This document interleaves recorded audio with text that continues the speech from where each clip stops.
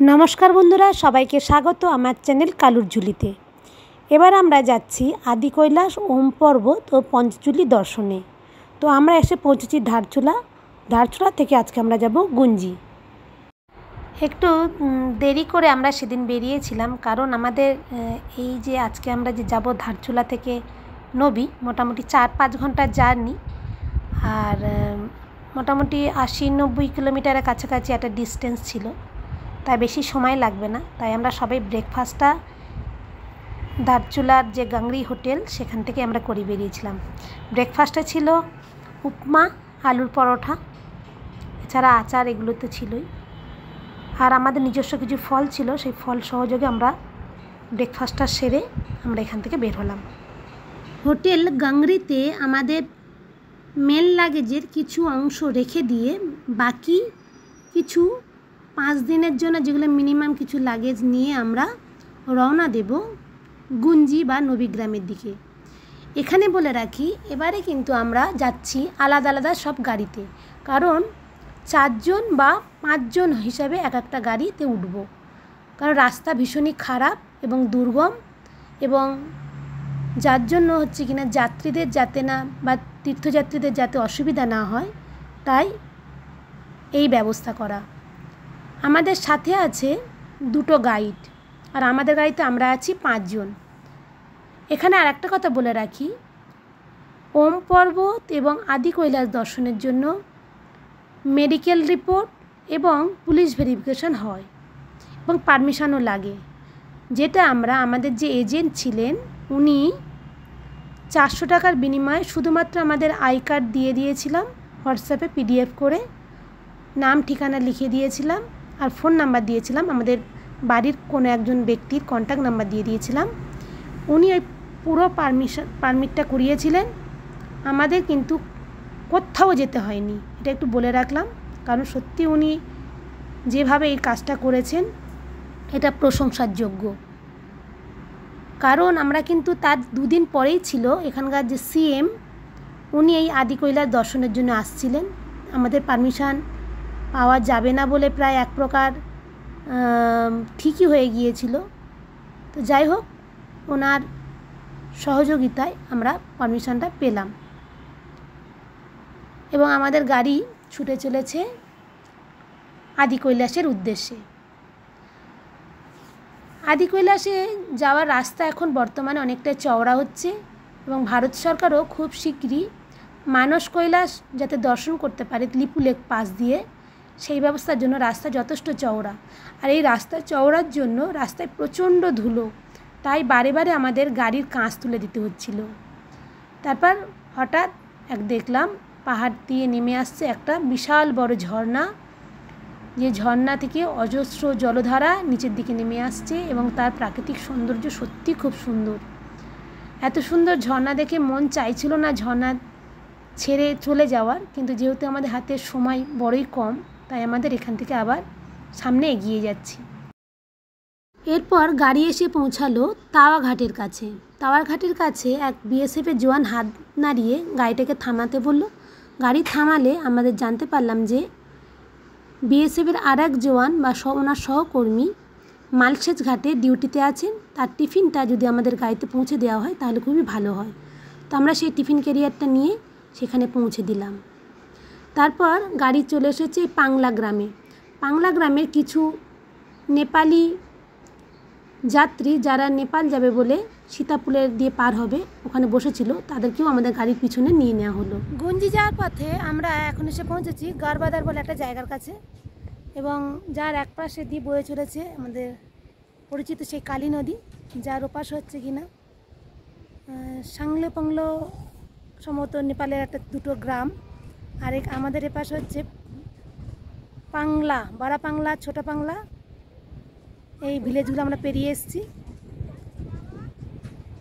ধারচূলা থেকে যে সমস্ত গাড়ি নবীতে যায় সেই সমস্ত প্রত্যেকটা গাড়িতে কিছু ব্লক নিয়ে যেতে হয়, কারণ ওপরে এই ব্লকগুলো ঘরবাড়ি বা হোটেল বানানোর কাজে ব্যবহার করা হয়। এছাড়া ওনারা বলছেন যে গাড়ির ব্যালেন্সের জন্য আমাদের এই ব্লকগুলো, গাড়ির পিছনটা ফাঁকা রাখা যায় না, তাই কিছু ব্লক গাড়ির পিছনে তুলে নিতে হয়। তো সেই জন্য এখানে গাড়িটা অনেকক্ষণ থামলো এবং কিছু ব্লক গাড়ির মধ্যে তুলে নেওয়া হলো। ওপারে নেপাল, এই নেপালের যে রাস্তাটা তৈরি হচ্ছে নতুনভাবে, ঠিক ইন্ডিয়ার প্যারালাল যে আমাদের বর্ডার রোড আছে সেই রোডের পাশ দিয়ে নেপালেরও রাস্তা হচ্ছে। বাঁদিকে নেপাল, ডান দিকে ইন্ডিয়া, মাঝখানে কালীগঙ্গা নদী বেয়ে করে চলেছে। সামনের যে গাড়িটা যাচ্ছে সেই গাড়ির উপরে ছিল কিছু পোলট্রির মুরগি। সেখান থেকে দুটো মুরগি রাস্তার মধ্যে হঠাৎ করে লাফ মেরে পড়ে গিয়েছিল। তো আমাদের ড্রাইভার আবার সেই দুটো নিয়ে ওনাদের দিয়ে দিলেন। তারপর দেখলাম যে কালী নদীর একটা অংশে কিছু বোল্ডার পড়ে নদীর পুরো বুকটা আটকে দিয়েছে, আর প্রচণ্ড জোরে সেই জল সেই পাথরটাকে টপকে উপছে একটা ছোট্ট র্যাপিডসের মতন বেরিয়ে আসছে। সে এক অদ্ভুত সুন্দর দৃশ্য। এরপর গাড়িতে যেতে যেতে আমাদের ড্রাইভার সাহেব একটা জায়গা দেখিয়ে বললেন, এই হলো সেই জায়গা যেখানে 1998 সালে হরপা বানে প্রায় 60 জন মানস কৈলাস তীর্থযাত্রী সহ প্রায় 200 জন মারা গিয়েছে। এমন একটা প্রাকৃতিক আপদা বা বিপদ বা হরপা বান এসেছিল। সেই মালপা গ্রামের কথা দেখিয়ে দিলেন, যেখানে বিখ্যাত নৃত্যশিল্পী প্রতিমা বেদীও মারা গিয়েছিলেন। ঘটনাটা ঘটেছে 1998 সালে। তো সেই জায়গাটা দেখালেন, কিন্তু গাড়ির স্পিড থাকার জন্য আমার ভিডিও করা হয়নি। তো মোটামুটি এই ছাঙ্কান গ্রামের আগে বা পরে হবে, আমার এক্স্যাক্টলি এখন মনে নেই। তবে হ্যাঁ, এটা মনে আছে যে আমরা যেখানে লাঞ্চ সেরেছিলাম আমরা এখন বুধি গ্রামে এসেছি। এখানে আমাদের লাঞ্চ হবে। ছোট্ট একটা গ্রাম, বুধি গ্রাম।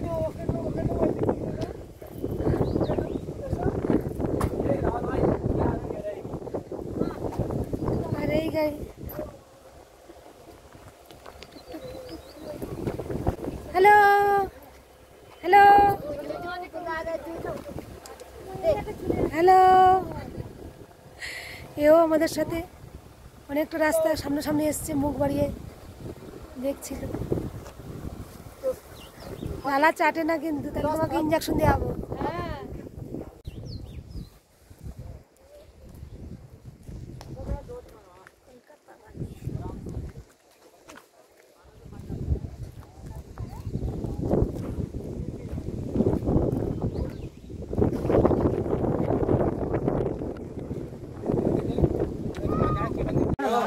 যে লাঞ্চে আমরা এসে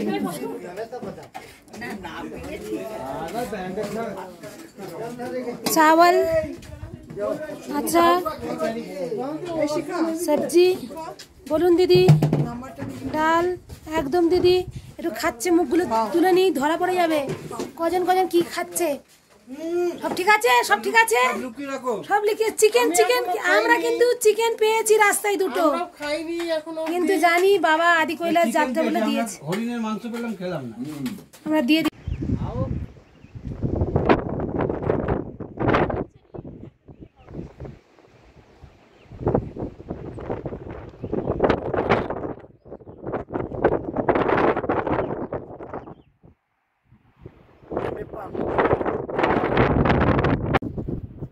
বুধি গ্রামে লাঞ্চ আমরা সেরে অনেকগুলো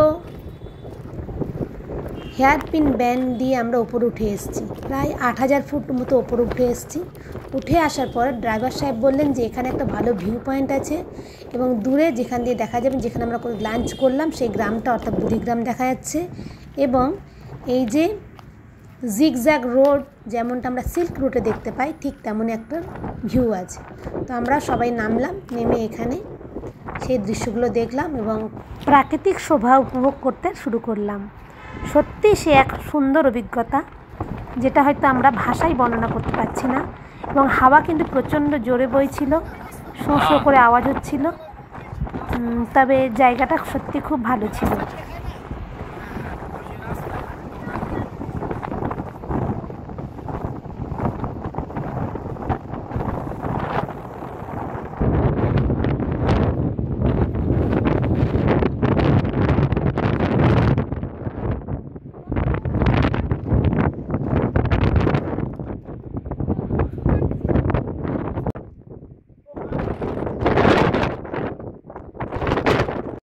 চেকপোস্ট ছিয়া লেকের কাছে গাড়ি দাঁড়িয়ে আছে পারমিশনের জন্য। এখানে বলে রাখি 5টা গাড়ির মধ্যে আমাদের 4টে গাড়ির পারমিশনের কাগজ ঠিক থাকলেও একটা গাড়ির কাগজ যেখানে আমরা দুপুরে লাঞ্চ করেছি সেই জায়গায় ফেলে চলে এসেছে। তো সেই গাড়িটা আবার যাত্রীদের নামিয়ে দিয়ে তারা সেই পারমিশনের কাগজটা সেই আনতে গিয়েছিল। সেই ফাঁকে আমরা একটুখানি ভিডিও করছিলাম। এখানে প্রচণ্ড জোরে বাতাস হচ্ছিল আর বাতাসের সাথে সাথে বুনো ফুলে, পাহাড়ি বুনো যে ফুলগুলো ফুটে আছে অপরূপ তার শোভা, সেই গাছগুলো দুলছিল। কি সুন্দর সে দৃশ্য। পুরো যাত্রাপথে পুরো রাস্তার দুই পাশে এরকম অসংখ্য ফুলে ভরা ছিল। কোনোটা আবার ছোটো গাছ, কোনোটা আবার বড়ো গাছ, এরকম গাছ, কিন্তু গাছগুলো বেশ ফুলে ফুলে ভরা। দেখেই বোঝা যাচ্ছে কি সুন্দর বাতাসে ফুল গাছগুলো দুলছে। আর মনে মনে বলছে আমরা ঘাসের ছোট ছোট ফুল, হাওয়াতে দোলাই মাথা। বুদি থেকে আমরা এগিয়ে এলাম ছিয়া লেকের কাছে। ছিয়া লেকের কাছে হচ্ছে পারমিট করলাম। পারমিট করে আরেকটু এগিয়ে এলে এরকম দৃশ্য দেখা যাচ্ছে, সুন্দর একটা ভ্যালি। এই জায়গা থেকে ভ্যালি পুরো এই গাড়ি আসছে পিছনে গাড়ি, পুরো ডান দিকে থাকে। প্রচণ্ড স্পিডে গাড়ি বেরিয়ে যাচ্ছে। High high high.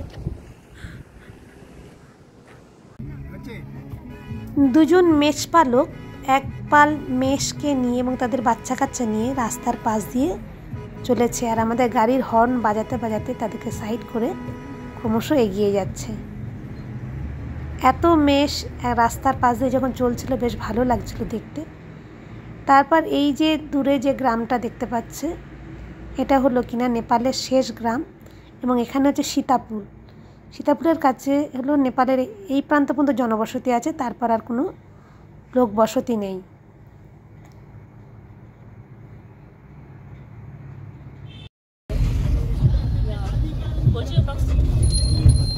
এটা কক্সো গাঁও কা নাম। নেপালের লাস্ট গ্রাম আমরা পেরিয়ে এসেছি। তবে এখনও পর্যন্ত কিন্তু কালী নদী দুটো দেশের সীমারেখার মাঝখান দিয়ে বয়ে চলেছে। এছাড়া আরও অনেক নাম না জানা অনেক গ্রামকে আমরা ক্রস করে ক্রমশ এগিয়ে চলেছি। গুঞ্জির পরে যাব নবী।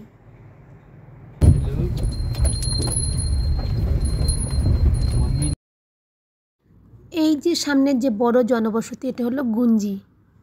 এটা বেশ অনেকটাই জনবহুল এলাকা, এবং আমরা এই গুঞ্জি থেকে আরও কিছুটা দূর এগিয়ে গিয়ে চলে যাব নবী, কারণ নবীতে আমাদের রাতে বা নাইট স্টে থাকার ব্যবস্থা। নবীতে আমরা 2 রাত থাকবো। আজকের দিনে পৌঁছাবো, কালকের আদি কৈলাস দর্শন করে এসে আবার এই নবীতে থাকা। হ্যাঁ, আমরা এখন নবীতে এসে পৌঁছেছি। গুঞ্জি থেকে একটু আগিয়ে চলে এসেছি। এখন বাজে ঘড়িতে 4:20। আমরা রওনা দিয়েছিলাম প্রায় 11টা নাগাদ। এখান দেখো কি সুন্দর বুনো ফুল, নাম জানা যা ফুল। এমনই হোমস্টেতে থাকতে হবে। যাই না কোথায় দেখি,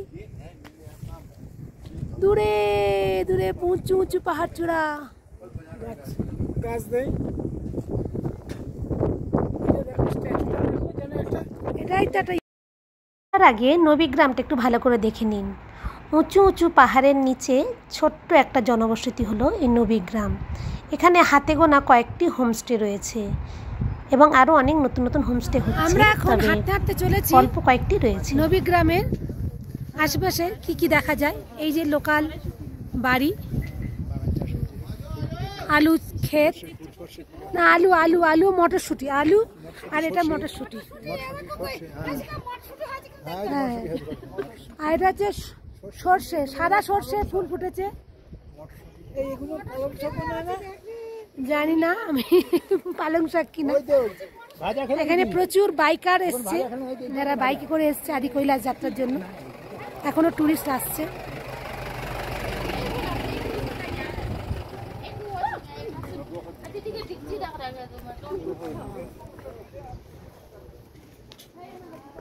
অতিথি হোমস্টে নবী।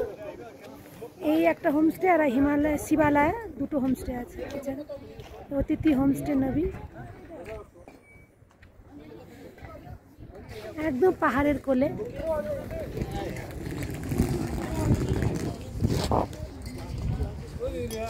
এই যে আমরা সবাই আসছি।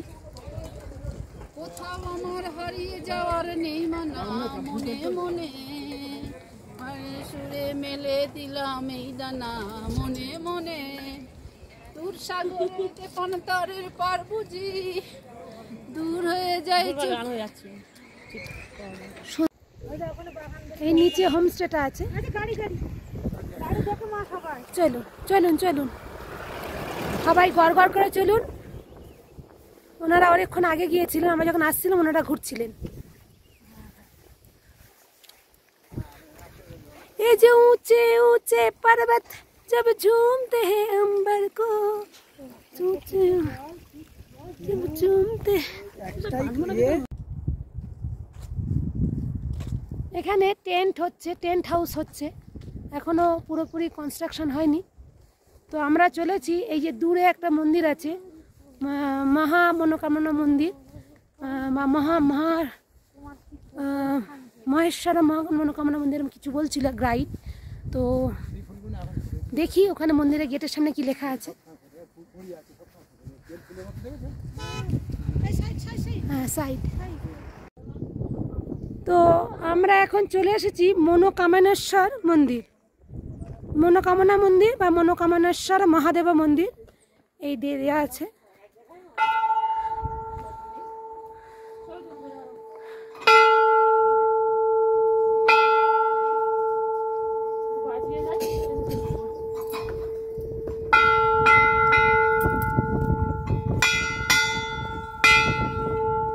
যাই হোক, শিব হে প্রভু, তোমার যেন চরণ দর্শন করতে পারি প্রভু, কৃপা করো। সবাই যেন সুস্থভাবে যাচ্ছি, সুস্থভাবে ফিরে আসতে পারি।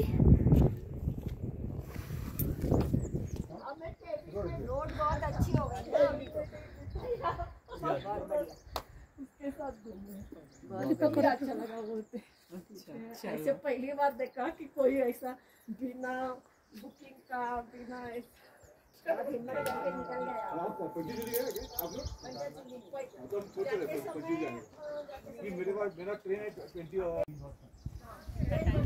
এবার যা মন্দিরের কাছাকাছি যাও, মন্দিরের কাছে যাও একদম। চল চল उतरने में বলেছো কানে কানে বলেছো, এই জন্য কার কানে কানে বলে এটা? নন্দীর কানে বললে নন্দী সেটা শিবের কাছে পৌঁছে দেয়। তোমার মেসেজ, তুমি কি বলতে চাও, তোমার মনের কামনা কি?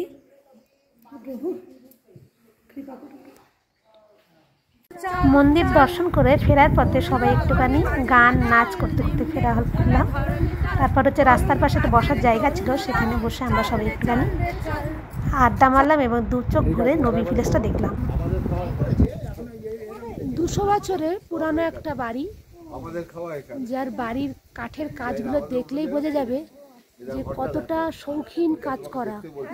একটু জুম করবো, কতটা স্পষ্ট জুম করলে বুঝতে পারছি। মিনিমাম 7 দিন লাগতো। হ্যাঁ 7 দিন থেকে 8 দিন হাইরে আসতে। আরে কোত্থেকে তো এটা হলো একটা মাড হাউস, যেটা দোতলা ছাদের উপর আমরা আছি। দেখুন কি বড় বড় কাঠ, বড় বড় কাঠের গুঁড়ি এবং তার উপর ছোট ছোট কাঠ দেওয়া আছে সাজিয়ে।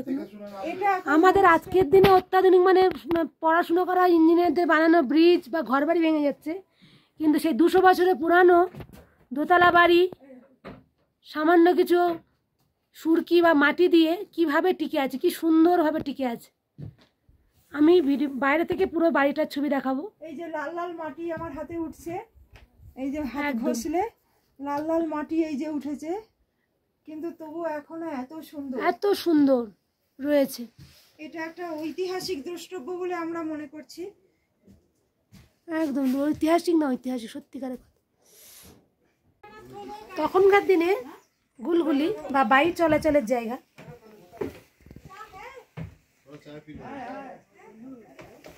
এবং এই দেখুন মাটির সিঁড়ি,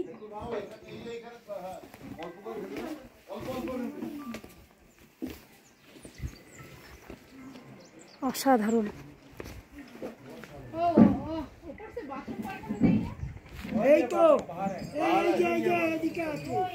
খোঁজ নিয়ে জানতে পারলাম এই 200 বছরের পুরাতন বাড়িতে আপনারা চাইলেই একটি রাতের জন্য বা 2টি রাতের জন্য থাকতেই পারেন, সেরকম ধরনের ব্যবস্থা আছে। আর আমরা ছিলাম এই শিবালয় হোমস্টেতে, যেটা হচ্ছে না ট্যুর অপারেটর ঠিক করে দিয়েছিল। পুরো গ্রাম ঘুরতে ঘুরতে কখন যে সন্ধ্যা হয়ে গেল বুঝতেই পারলাম না। দেখলাম আকাশে সূর্য ডুবে গিয়েছে, কিন্তু তার অপরূপ শোভা চারিপাশে আলো ছটা ছড়াচ্ছে। দূরের পাহাড়গুলো বলছে আজ তবে এইটুকানি থাক, আবার আগামী দিনের জন্য কিছুটা না রইল বাকি। এই বলে আজকের ভিডিওটা শেষ করলাম।